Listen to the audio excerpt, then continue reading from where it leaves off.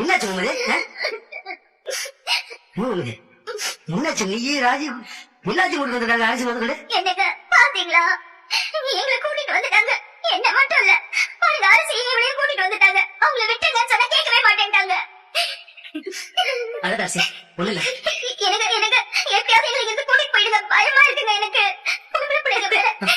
எம்பிட்டா சொன்னும் கேட்காம அரசு பண்ணி கூட்டிட்டு வந்து ஸ்ரீராஜி எதுக்குங்க கூட்டிட்டு வரணும்?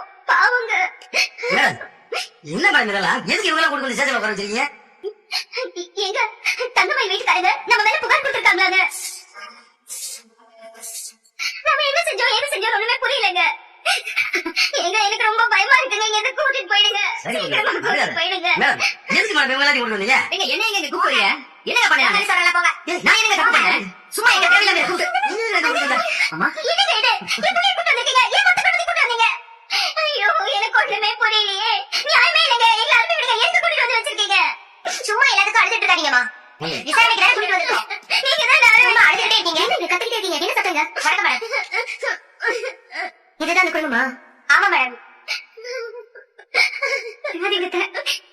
மேடம் எதுக்கு மேடம் வீட்டுல எல்லாத்தையும் கொடுக்க உட்கார வச்சிருக்கீங்க? நாங்கெல்லாம் கௌரவமா வாழ்ற குடும்பம் மேடம். சார் எல்லாரும் தான் கௌரவமா வாழ்றாங்க. மேடம் எங்க மேல ஏதோ புகார் கொடுத்துருக்கதா சொன்னாங்க. ஆனா இப்ப வரைக்கும் என்ன புகார் என்ன எதுன்னு எந்த விஷயமும் எங்களுக்கு தெரியல.